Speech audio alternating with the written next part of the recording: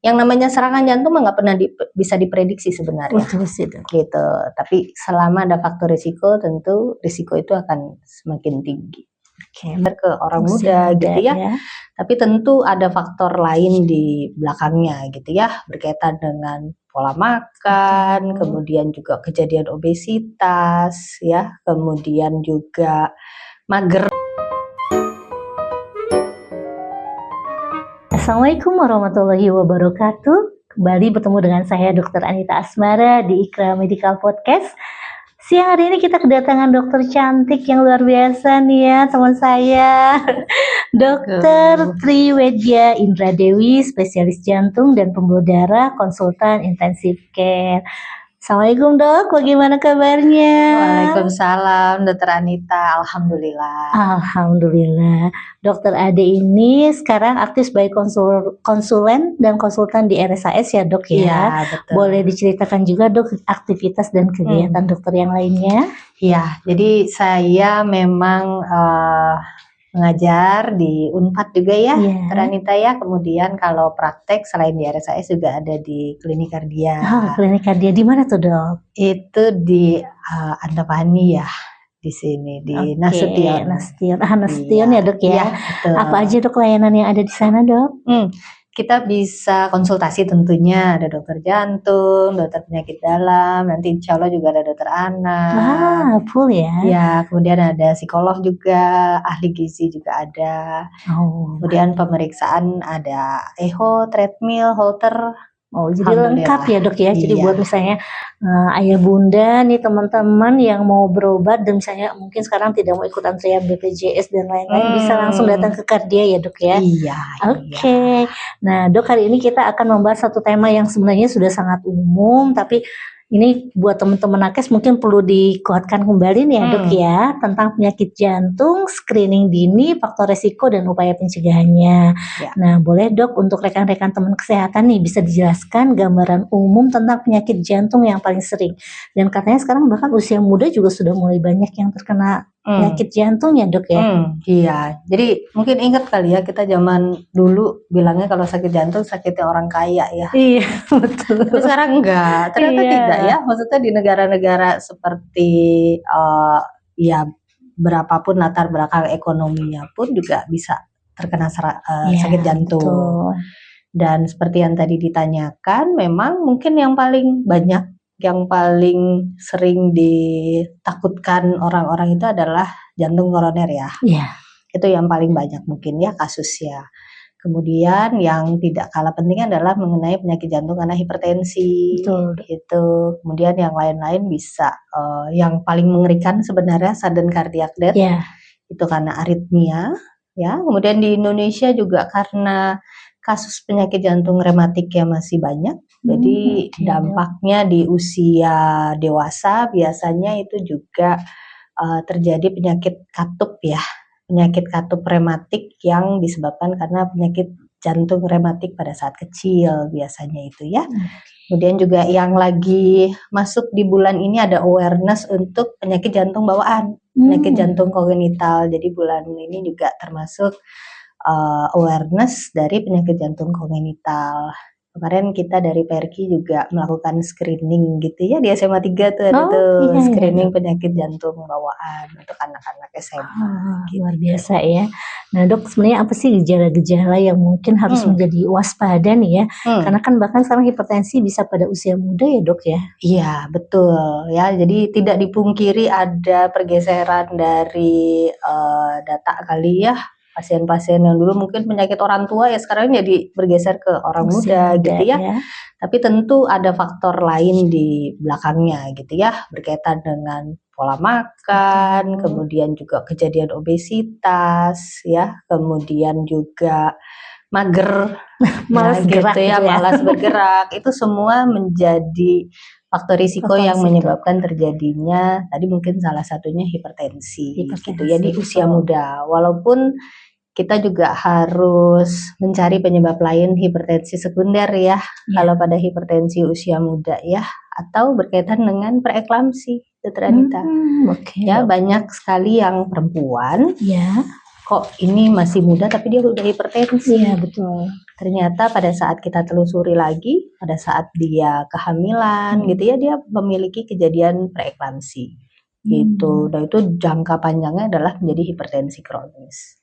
Gitu. Iya, jadi ternyata pada ibu-ibu yang sedang hamil pun memang harus senantiasa diperiksakan ya dok ya untuk melakukan ANC, dan kadang dia tanpa disadari ternyata ada preeklamsi ya dok. Iya betul, dan mungkin dipikirnya preeklamsi hanya terjadi pas hamilnya aja. Iya betul. Tapi studi jangka panjangnya dia meningkatkan risiko hipertensi.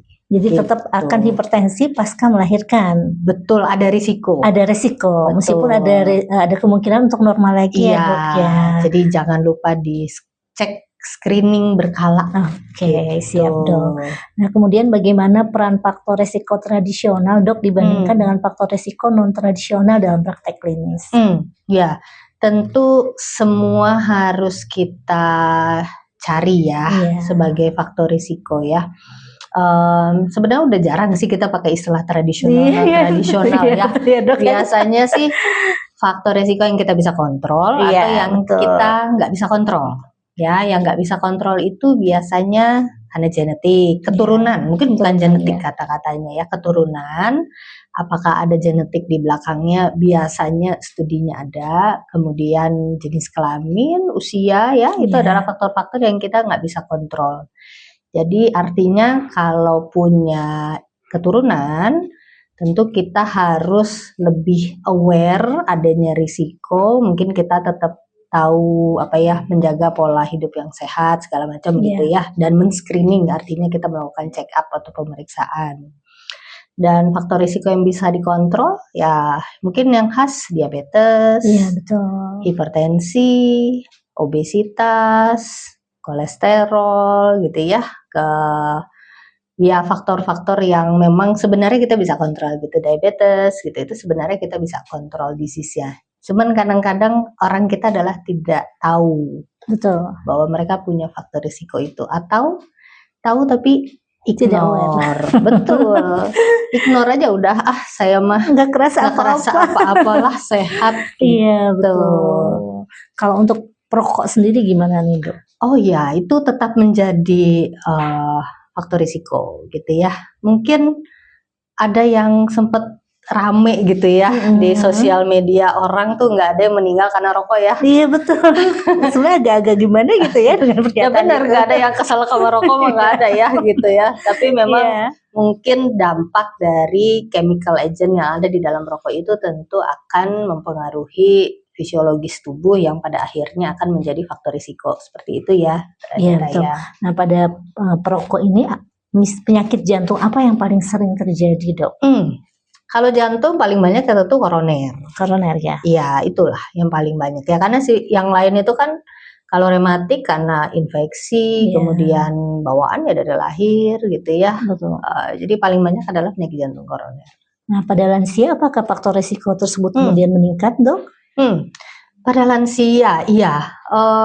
Pada lansia tentu hypertension meningkat. Kadang-kadang awalnya prediabetes menjadi diabetes gitu ya. Kemudian tadi merokok ada yang aki-aki, nini-nini gitu. Sekarang mah ya nggak cewek nggak cowok ya. Iya betul. Tetap kita harus menanyakan gitu ya.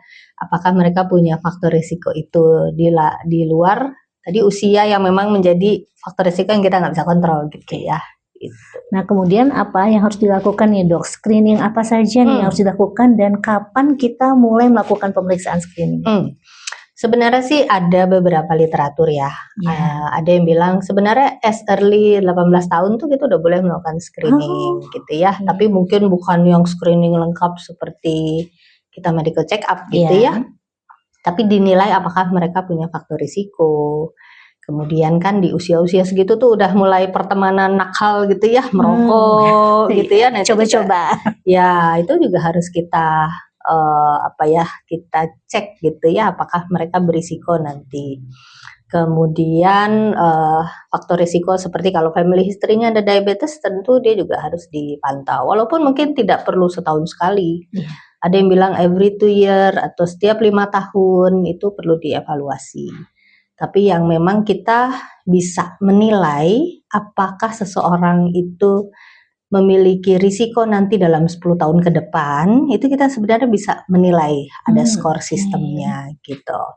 Dan itu bisa dilakukan sederhana sih ya, cukup melakukan masukkan usia, jenis kelamin, kolesterol total, tekanan darah sistolik, kemudian merokok atau tidak gitu ya. Kemudian kalau ada hipertensi diobatin atau sebenarnya sederhana sih gitu, dan itu sebagai prediktor. Ada mungkin namanya Framingham Risk Score gitu ya. Kalau dia rendah, biasanya di bawah 10% ada scoringnya lah. Sebenarnya bisa cari dia ada kalkulator khusus untuk menilai. Jadi kita tuh bisa secara mandiri aja ngisinya gitu ya. Karena ada kalkulator. Kalau memang tinggi, kalau skornya di atas 20%, berarti kita harus lebih mengontrol lagi kali ya faktor risikonya itu. Nah, untuk pemeriksaannya sendiri apakah perlu ada misalnya dia echo atau yang lainnya, Dok? Seperti yang tadi untuk skoris itu kan sederhana ya. Jadi cukup dari pemeriksaan pengukuran tekanan darah, pemeriksaan lab yang sederhana, lipid profile gitu. Sebenarnya itu cukup gitu ya.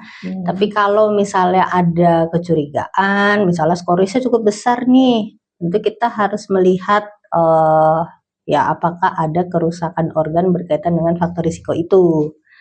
Nah, itu tentu kita akan membutuhkan pemeriksaan lanjutan ya.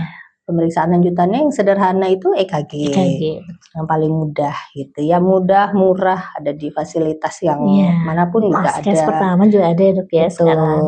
Ya, itu. Kemudian tadi kan darah kita harus periksakan. Kalau pada mereka yang ada kecurigaan nyeri dada, tapi kok ini nggak khas, kita boleh namanya kalsium score. Kalsium score itu seperti CT scan tapi hanya menghitung kalsium aja gitu ya. Jadi pemeriksaannya cukup sederhana. Tapi dia mempunyai nilai yang cukup baik dalam menyingkirkan kira-kira nih orang mungkin sehat kok ini gitu ya. Itu kalsium score itu bisa jadi tempatnya sih. Iya, jadi memang harus meningkatkan awareness dari diri kita sendiri ya, Dok ya.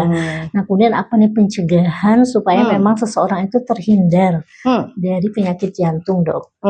Ya, tentu harus satu, hidup sehat ya, itu utamanya ya. Obat yang paling murah adalah hidup sehat, pencegahan gitu ya. Jadi dimanapun, mau pasiennya diabetes, mau pasiennya hipertensi, base-nya itu dasarnya adalah lifestyle ya. Jadi artinya lifestyle itu ya kita harus mencapai sesuai yang direkomendasikan lah ya, seperti berat badan. Ya, berat badan upayakan mencapai berat badan ideal gitu ya.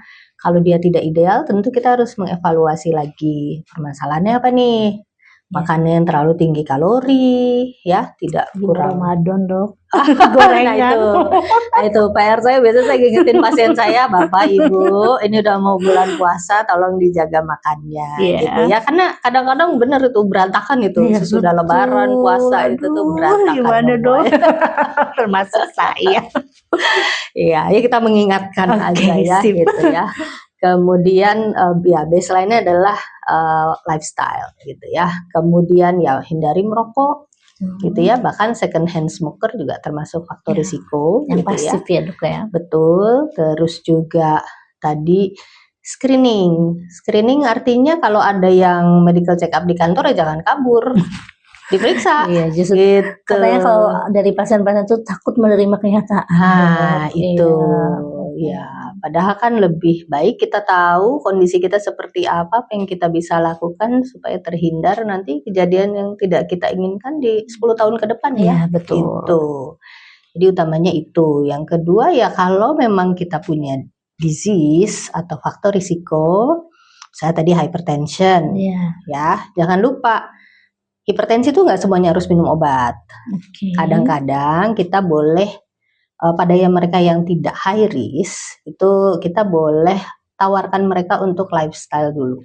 Betul. Lifestyle artinya menjaga pola makan. Kalau berat badan tinggi kita harus turunkan, tapi dipantau.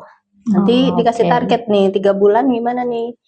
Itu kalau belum tercapai ya mau nggak mau kita harus bantu gitu ya. Karena konsekuensinya adalah ya harus minum obatnya adalah long life, umur hidup. Betul. Gitu ya. Diabetes juga sama, harus terkontrol perlu minum obat, kalau minum obat terkontrol atau tidak. Jangan lupa tuh, ada pasien saya yang rajin minum obat mah rajin, tapi nggak terkontrol gitu, tapi nggak terkontrol. Jadi udah dia minum obat, dok saya ngikutin obat dari dokter ini.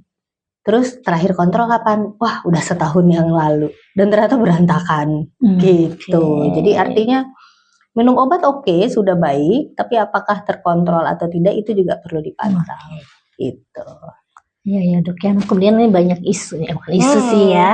Makanan-makanan apa aja sih dok yang harus kita hindari dok? Apalagi ini kan juga menjelang bulan Ramadan. Ini kan biasanya kalau gorengan itu kan kalau orang Indonesia, orang Sunda itu kan lemot ya, susah gitu berpisah dengan goreng-gorengan. Nah, mungkin ada tips dok untuk supaya tetap sehat, jantung juga tetap sehat gitu selama bulan Ramadan. Iya.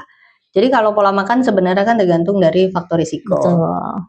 Intinya adalah makan itu makan yang seimbang ya. Saya tidak pernah bilang ke pasien saya, Bapak nggak boleh makan ya, enggak. Nanti dia pingsan, stres. Banyak nggak, aduh dok saya jadi salatri gitu ya. Jadi sakit perut yang enggak. Saya bilang makan itu adalah makan yang seimbang. Kalau memang pasiennya diabetes misalnya ya, jadi tentu kan porsi karbohidratnya harus dikurangi ya. Dikurangi, diatur gitu ya jenisnya. Lebih banyak porsi sayuran dan juga protein misalnya gitu ya. Dan yang nggak kalah penting adalah cara memasak. Gimana tuh dok? Nah, jadi masaknya jangan yang deep fried, jangan yang goreng kering, nah bala-bala kan gitu ya. Sayuran kan sebenarnya. Sayuran betul. Sayuran sehat ya gitu ya. Tapi ternyata pakai tepung, kemudian dia deep fried ya pakai minyak yang banyak, kemudian dia direndam. Nah itu yang kita hindari untuk menjaga kolesterol. Satu itu ya. Kemudian, aduh dok nanti jadi nggak bisa makan apa-apa katanya ya, itu mah hanya di dalam mindset. Ya jadi memang tinggal cara mengolahnya aja. Kalau orang Sunda kan senang lalapan sebenarnya itu lebih sehat ya, salad gitu ya sebenarnya. Salad Sunda gitu ya, lotek karedok gitu ya, kan sebenarnya masuk gitu ke lidah kita dan lebih sehat. Sebenarnya sih tinggal memilih jenis makanannya ya. Tentu saja jeroan tidak ya. Jeroan itu kolesterolnya sangat tinggi, asam uratnya juga sangat tinggi gitu ya. Mendingan kalau saya ini makan aja, makan ayam gitu ya atau ikan, itu yang diutamakan. Daging merah boleh tapi jumlahnya lebih sedikit, moderate dikatakan gitu ya. Kemudian tadi kalau pakai minyak gimana ya kalau nggak pakai teh nggak gurih gitu ya.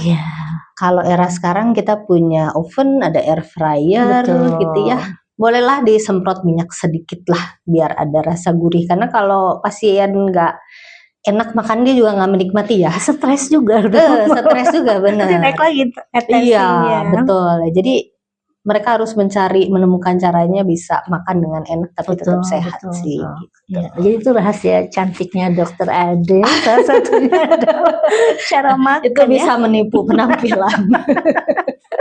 Iya dok ya. Nah kemudian dok, kira-kira apa nih kita sebagai garda terdepan, mungkin teman-teman di puskesmas, apa nih yang bisa kita lakukan? Tentu sudah dilakukan ya dok ya, banyak yang dilakukan. Namun apa yang bisa kita lakukan untuk menurunkan jumlah angka penderita jantung nih dok?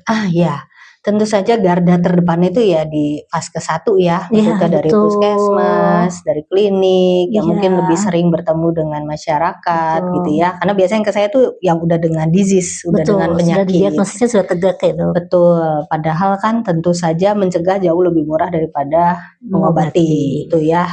Jadi tentu saja tadi jangan lupa kita harus punya cukup waktu untuk mengedukasi pasien. Kadang-kadang lupa gitu ya. Sempet dong. Nah itu ya. Ketemu 5 menit obat. Itu. Jadi harus punya waktu untuk mengedukasi pasien. Dan edukasi itu harus secara holistik. Jadi mulai dari dia tadi menjaga pola makan, kalau dia punya penyakit dia harus tahu dia sakitnya apa, bisa sembuh atau tidak, harus kontrol tujuannya untuk apa. Kemudian exercise, olahraga. Itu juga suka lupa tuh, dokter-dokter pasti jarang yang ngasih tahu. Kadang dokter juga lupa olahraga. Alhamdulillah. Berarti kita harus diingatkan terus ya. Jadi kita sebagai tenaga kesehatan mungkin nggak cuma dokter aja ya, perawat gitu ya, atau siapapun lah yang terlibat di dunia kesehatan ini harus secara aktif Karena sekarang era pengobatan itu bukan one way ya. Betul. Jadi kita harus bersama-sama mengajak pasien kita sebagai bagian dari membuat keputusan pasien ini gimana nih, mau sehat nggak Bapak gitu ya. Kalau mau ayo kita olahraga, kita makan, kita turunkan berat badan, kita kalau perlu obat-obat, kalau perlu kontrol-kontrol gitu. Itu harus nggak boleh malas untuk mengedukasi ya dok ya. Iya. Komunikasi kesehatan dengan pasien. Betul. Ya, jadi ada dua arah dialog, diskusi ya, bukan hanya obat gitu ya. Betul. Kadang-kadang pasien saya juga baru ketemu dokter udah sembuh dok, aduh alhamdulillah saya bilang gitu. Auranya udah membawa ketenangan. Nah nih terkait olahraga dok, justru nih aku ada kasus kemarin itu ada pasien yang dia pasca bulu tangkis, ada bulu tangkis tuh ya di kantor dan kemudian dia kena henti jantung. Nah ini gimana nih dok supaya orang-orang tuh tahu kapan misalnya dia ternyata pasien stroke sudah 3 kali stroke-nya udah stroke ulang tapi masih semangat karena mungkin bulu tangkis kesayangan ya, maksudnya dia senangnya bulu tangkis. Nah, mungkin dokter bisa ngasih tips pilihan olahraga nih dok yang seperti apa baiknya. Iya. Sebenarnya sih olahraga itu tergantung tujuannya ya. Tujuannya untuk kesehatan, artinya pencegahan terjadinya penyakit kardiovaskular kalau dari jantung, kemudian untuk fun, untuk happy gitu ya, atau untuk menjadi atlet gitu. Ada. Karena kan era sekarang tren tadi berlari, bersepeda, kan itu sempat ada fase-fase tren. FOMO ya, jadinya kita pengen ikutnya karena orang pada ikut. Tapi pada akhirnya ada yang menjadi serius gitu. Betul. Nah itu sih suatu hal yang baik tentunya gitu ya. Tapi kita juga harus bisa mengukur diri. Mengukur diri dalam hal saya ini layak nggak sih untuk olahraga seperti itu gitu ya. Kalau kita bicara untuk pencegahan dulu, memang olahraga yang disarankan itu adalah target. Ya, targetnya 150 menit per minggu dalam kadar olahraga yang sifatnya sedang, moderate exercise kita bilang ya. Nah itu dinilainya dari laju nadinya, heart rate-nya gitu. Nah itu cukup tuh sebenarnya untuk pencegahan jantung gitu ya. Jadi nggak perlu dok saya setiap hari 2 jam olahraga gitu ya. Stop gitu ya. Kadang-kadang suka lupa, jangan lupa ada resting periodnya karena tubuh kita juga perlu jadi overtrain di atas itu ada risiko cedera yang lebih tinggi gitu ya. Kemudian gimana kalau pengen tadi kompetitif olahraga itu ya? Ya tentu kita harus lihat faktor risiko pasien kita seperti apa. Kalau memang ada risiko, kan stroke, jantung itu sebenarnya faktor risikonya sama ya? Iya, betul. Sama yang tadi saya sampaikan gitu ya. Jadi artinya pada mereka yang punya riwayat itu, kita pastikan dulu dia terkontrol nggak penyakitnya gitu ya. Kemudian kalaupun ia minum obat, dia masih ada keluhan atau tidak. Ya, cara sederhana sih mungkin kita bisa cek dengan treadmill. Tes treadmill untuk lihat layak fisiknya seperti apa gitu ya. Nah itu bisa memberikan bukti objektif bahwa seseorang ini memang sanggup, layak atau jadi bahkan mungkin harus ada pemeriksaan sebelum walaupun ada perlombaan-perlombaan itu ada screening gitu ya. Iya, baiknya sih seperti itu gitu ya. Dan untuk berlomba juga ada syaratnya, orang tuh nggak boleh ujuk-ujuk saya nggak pernah lari tiba-tiba saya mau ikut maraton kan pingsan ya jalan biasanya ya gitu. Ruas tubuhnya. Iya, jadi memang harus ada persiapan dulu gitu ya. Yang namanya serangan jantung nggak pernah bisa diprediksi sebenarnya. Gitu. Tapi selama ada faktor risiko, tentu risiko itu akan semakin tinggi. Oke, mungkin boleh dijelaskan dok bedanya serangan jantung dengan henti jantung itu seperti apa dok? Iya, itu kadang-kadang suka bingung gitu ya. Iya betul. Kalau serangan jantung kita bilangnya biasanya kalau penyakit jantung koroner ya. Iya. Jadi di dalam arteri koroner kita itu adalah arteri yang memperdarai otot jantung. Kita punya 3, kiri depan, LAD, LCX dan juga pembuluh darah kanan gitu ya.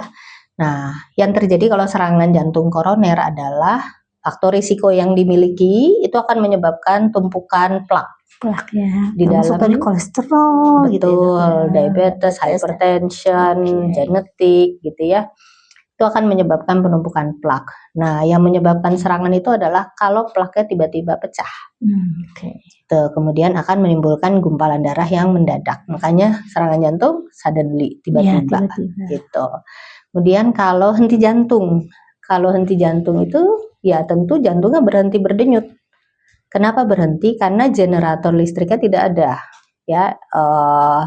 Tidak ada atau menjadi chaos atau kacau ya biasanya karena ventrikular takikardi, ventrikular fibrilasi yang terjadi secara mendadak. Jadi itu lebih ke listrik jantungnya. Gitu. Mati lampu gitu ya dok? Mati lampu betul. Dan tidak ada genset ya. Tidak ada genset. Gitu. Iya, nah itu berarti penanganannya harus seperti apa dok? Mungkin ini masyarakat juga banyak yang ingin tahu ya, karena biasanya kalau ada serangan jantung tuh panik dok. Iya. Jadi tidak sempat melakukan apa-apa, panik aja. Ya, tentu kalau misalnya ada keluhan pada pasien, ya kita harus kenali kalau dia sedang melakukan aktivitas ya harus diistirahatkan seperti itu ya. Kemudian segera bawa ke fasilitas kesehatan yang terdekat aja. Yang terdekat ya. Karena obatnya kalau misalnya orang serangan jantung koroner, mungkin kalau yang gampang dingin tuh obat yang di bawah lidah, gitu ya. Isosorbit biasanya itu. Tapi hati-hati juga. Ada pasien saya kemarin dia habis dirawat, pokoknya habis serangan jantung, pulang dibekelin isosorbit, terus di rumah kejadian seperti itu, tapi dia pingsan. Ternyata tensinya rendah, dia minum isosorbit, tensinya makin rendah gitu. Nah itu kita juga harus edukasi ke pasien sekali lagi ya. Kemudian kalau henti jantung berarti kita nggak pernah tahu ada di mana. Iya betul. Di rumah, di tempat umum gitu ya. Tentu kita harus bisa melakukan CPR, betul, BHD gitu ya. Jadi untuk awam mungkin perlu untuk bisa tahu bagaimana melakukan bantuan hidup dasar yang baik. Karena mungkin banyak yang belum tahu, gitu ya. Belum tahu bagaimana melakukan bantuan hidup dasar dan juga kejut listrik. Kejut listrik kalau di luar itu ada namanya AED, Automatic External Defibrillator, yang memang tujuannya mungkin harapannya orang-orang awam pun yang tahu bagaimana melakukan bisa menggunakan, karena itu sifatnya sangat life saving. Ya, karena kalau henti jantung mungkin golden period-nya lebih betul, cepat ya, dibandingkan serangan ya. Iya, karena urusannya perfusi ke otak ya. Gitu, jantungnya berhenti, nggak ada darah ke otak ya nanti bisa menyebabkan kerusakan otak yang permanen kalau tidak cepat ditangani. Kalau serangan jantung masih ada waktu mungkin ya dok untuk dibawa ke rumah sakit. Antara iya dan tidak. Karena ada serangan jantung ujung-ujungnya jadi aritmia, itu juga ada kan. Iya gitu dok ya. Jadi memang secepatnya as soon as possible aja pokoknya ya, kalau ada serangan segera, jangan dulu panik dan lain-lain, bawa dulu ke rumah sakit. Iya.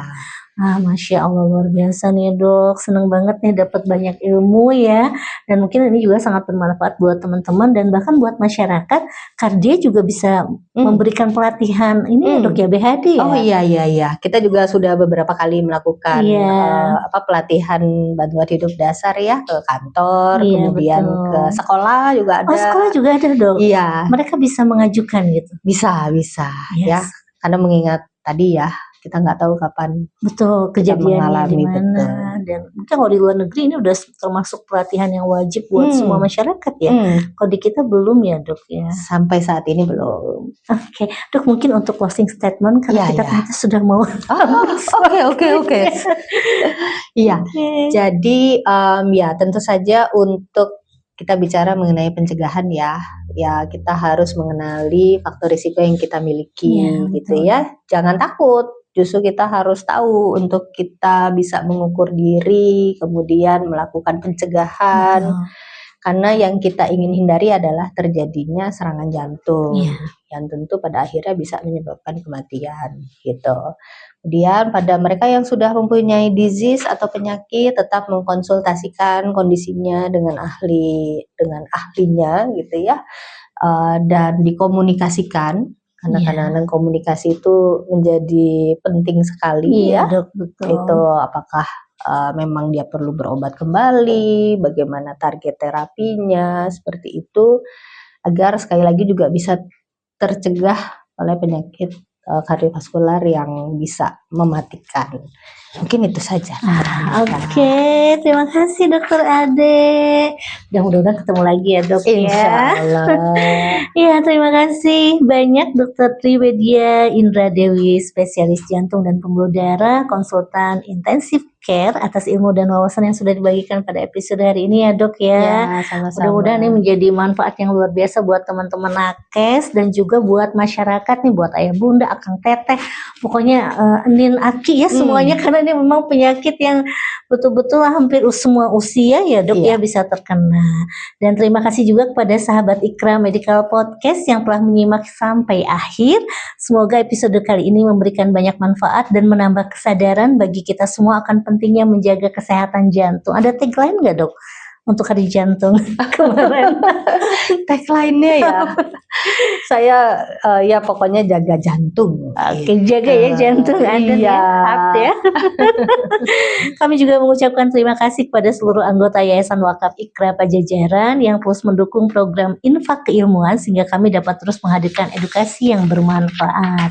Nah, bagi para sahabat Ikra Medical Podcast yang ingin ikut mendukung dan berkolaborasi bersama kami, silakan klik link yang tersedia di bawah ini ya. Dan jangan lupa untuk like, comment, and subscribe ya, agar tidak ketinggalan dalam episode selanjutnya.